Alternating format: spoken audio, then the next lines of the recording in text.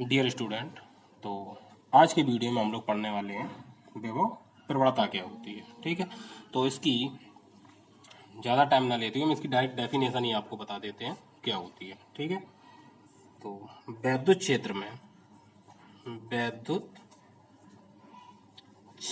में दूरी के सापेक्ष विभव परिवर्तन की दर, ठीक है ना, वैद्युत क्षेत्र में दूरी के सापेक्ष विभव परिवर्तन की दर को विभव प्रवणता कहते हैं। विभव प्रवणता कहते हैं। ठीक है, तो सीधा सीधा याद कर लेंगे, ज़्यादा बेटर है। और थोड़ा ज़रूरत भी रहती है हम लोगों को, केवल फॉर्मूले की ज़्यादा ज़रूरत रहती है, इसलिए हमने आपको बता दिया। तो इसका फॉर्मूला होता है विभव प्रवणता is equal to dV over dr। विभव प्रवणता is equal to dV over dr।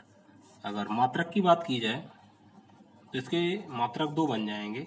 एक तो बन जाएगा वोल्ट प्रति मीटर, ठीक है, और एक बन जाएगा न्यूटन प्रति कूलम। वोल्ट प्रति मीटर अथवा न्यूटन प्रति कूलम, आप जो याद रख सकें वो याद रख लें। ठीक, विमा भी लिख लेते हैं। चलिए, विमा बनती है इसकी mL T-3 A inverse. mL T-3 A inverse, ये किसकी विमा है? विभव प्रवणता है। अच्छा, दिशा की बात की जाए तो ये सदिश राशि होती है।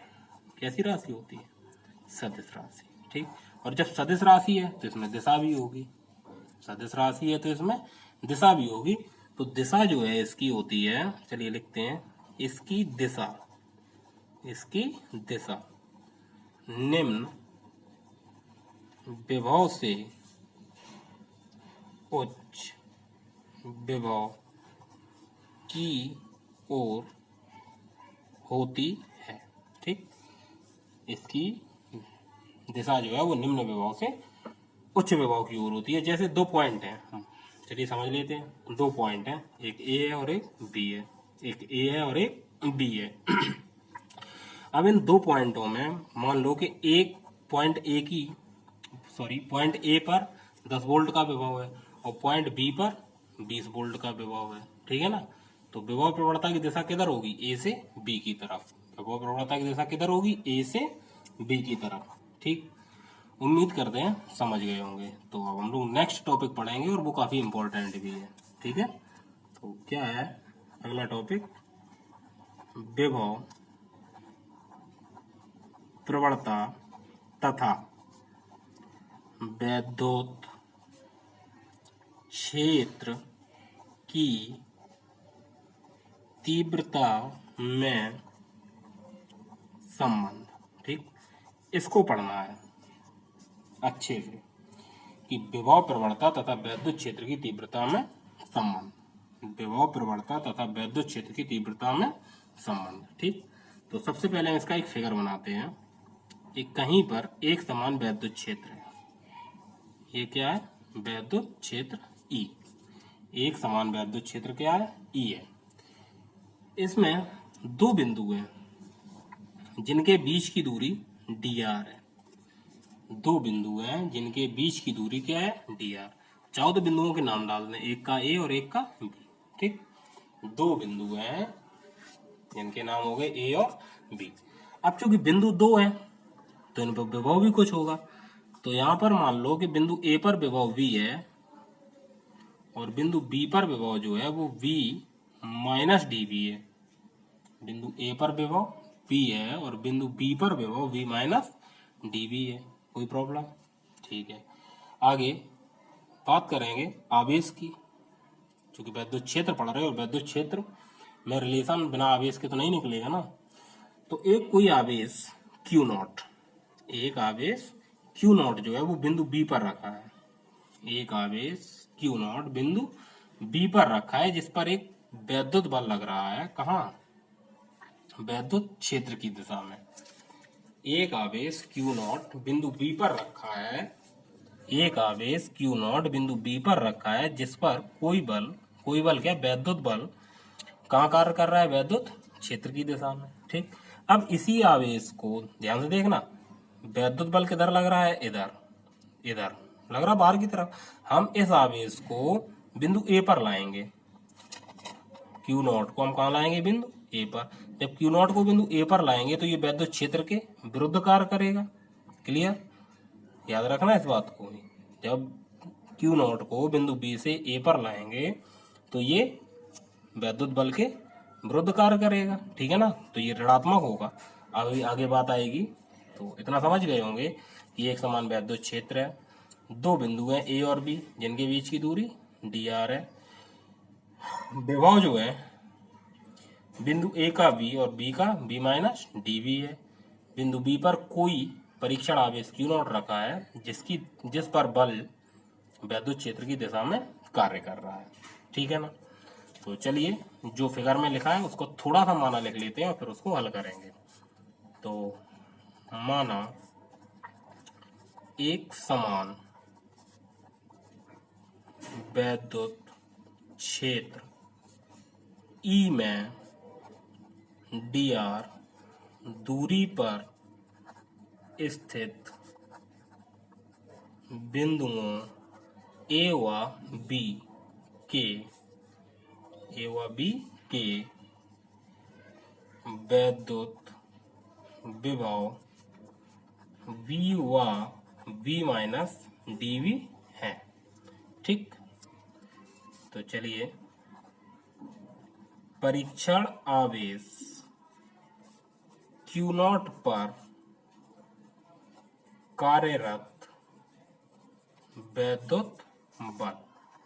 ठीक, तो परीक्षण आवेश पर कितना वैद्युत बल कार्य कर रहा है हम लोग जरा इसको देखेंगे।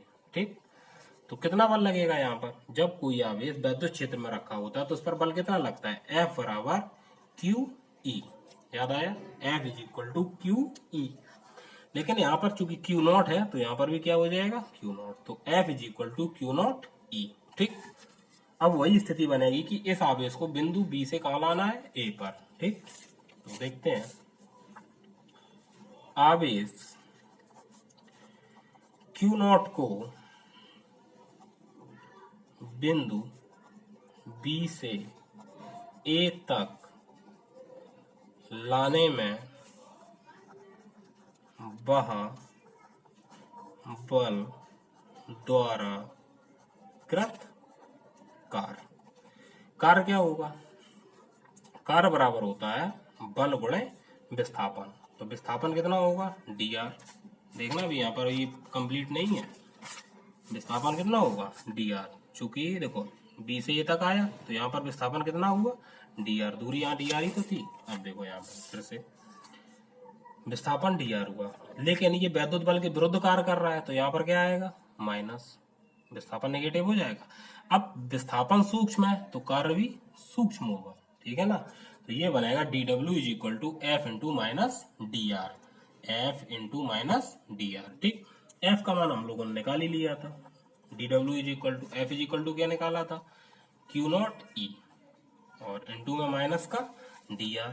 ठीक, चलिए Q नॉट गुणा में अगर हम इसको भाग में ले जाएं तो ये क्या बन जाएगा, देखो dw is equal to Q nought is equal to, minus को आगे लिख देते हैं, माइनस को आगे लिख देते हैं, Q नॉट तो चला गया, यहाँ क्या बचा, यहाँ पर E बचा और dr बचा, तो dw upon Q nought is equal to minus का E dr।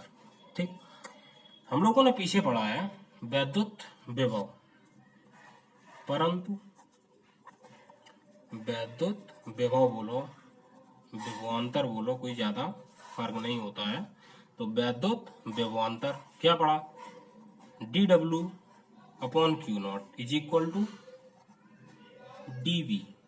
याद आया, यहाँ पर वैसे अगर याद करना है तो हमने लोगों ने सूत्र पढ़ा है v is equal to w upon Q nought, पढ़ा था v is equal to w upon Q nought. तो यही बन गया dw, तो यहाँ dv, सूक्ष्म कार्य तो सूक्ष्म विभव। ठीक, तो ये बन जाएगा dw upon Q nought is equal to dv, तो यहाँ पर हम dv लिख देते हैं, तो dw अपॉन Q नॉट की जगह पे क्या लिख दो, dv। ठीक, इज इक्वल टू क्या है, माइनस का ई डी आर, माइनस का ई डी आर। ठीक, अब डी आर गुणा में किस में जाएगा, भाग में, तो सीधा कर लेते हैं, E is equal to minus, E is equal to minus, D R पहुंचा दिया उधर, तो D V upon D R, तो E is equal to minus का D V upon D R हो गया, D V upon D are.